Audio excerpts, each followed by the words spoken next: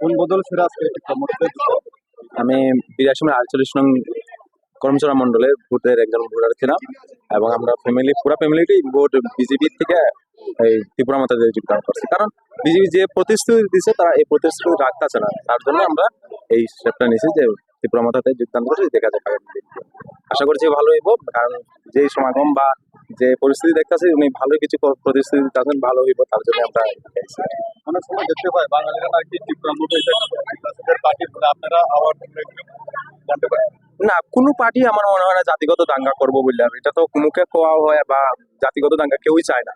সম্ভবত এটা হইব বলে আমার বিশ্বাস। আমার নাম নন্দন নব বিরাজ। আপনার নেতৃত্বে আমি নেতৃত্ব করছি না, নেতৃত্ব ছিলেন আমার মামা। আমরা প্রায় আজকে 10 থেকে 12 জন ফ্যামিলি, মানে 12টা ফ্যামিলির লোক, আমরা 37 ফ্যামিলি আমরা পুরা মন্ডলে 38 জন কর্মচারী মন্ডল থেকে 37টা ফ্যামিলি আমরা সিলিন্ডার।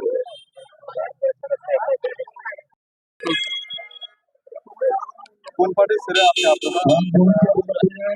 আমরা আজকে 48 করমচারা বিধানসভা থেকে 37 পরিবার থেকে 101 ভোটার আমরা বিজেপি ছেড়ে আজকে আমরা ত্রিপুরা মাতা পার্টিতে যোগদান করেছি এবং আগামী দিনে মহারাজার তার সাথে আগামী দিনে আমরা কাজ করার সুযোগটা পাচ্ছি, সেটা আমাদের সৌভাগ্য।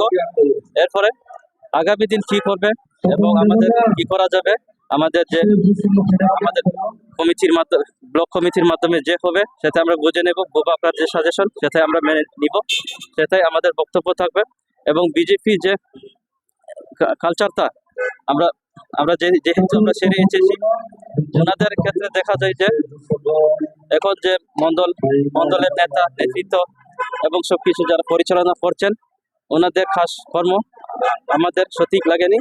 তাই আজকে আমরা বিজেপিকে ছেড়ে ত্রিপুরা মাতা প্রার্থীতে যোগদান করেছি এবং বিশেষ করে আমি মহারাজাকে ধন্যবাদ জানাই আমাদেরকে দলে সামিল করার জন্য। আমি বিজেপি থাকাকালীন আমি বিজেপিতে ছিলাম, যুব মোর্চা রাজ্য কমিটির সদস্য।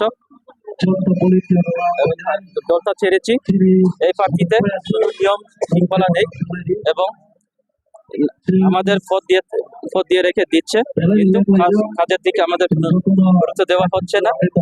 যেখানে করা হয় 1-in-1 বর্তমানে এইভাবে কাজ করা হচ্ছে বিজেপিতে। যদি মনে করেন আমাদের বিধানসভার ক্ষেত্রে আমি বলি, আমাদের বিধানসভাতে মাঝে মধ্যে আমাদের মন্ডলের নেতৃত্বরা বলে দেন, উপর মহলে রাজ্যতে থেকে বলে দেন 48 করমচারা বিধানসভা নাকি 5,000 বুথে আগামী দিন লিড করছে। তবে এই না, আগামী দিন 48 করমচারা বিধানসভা আমার মনে হয় না 48 করমচারা 5,000 বুথ হবে বলে আমি বিজেপিকে মনে করি না। যোগদান করার পরে জনগণের ভরসা কিরকম দেখতে পান? ভরসা তো অ্যাকচুয়ালি এমন হয়, আমি ভরসা আমার জীবনে প্রথমবার ত্রিপুরা মাতাতে এসেছি।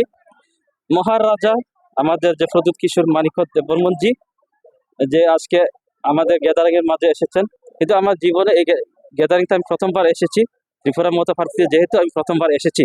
কিন্তু দেখলাম মহারাজার প্রতি মানুষের এতটা, জনজাতির এতটা আমি প্রথমবার আজকে দেখেছি। আমার মনে এতটুকুই আমার মনে আশা রাখছি আগামী দিনে এই আমাদের জনজাতি ভাই বোনদের এবং আমাদের সবের উদ্দেশ্যে কাজ করার উদ্দেশ্যে আমরা আগামী দিন মহারাজার তানসারটাকে আমরা সামিল হইব এবং কাজ করে যাব। নমস্কার।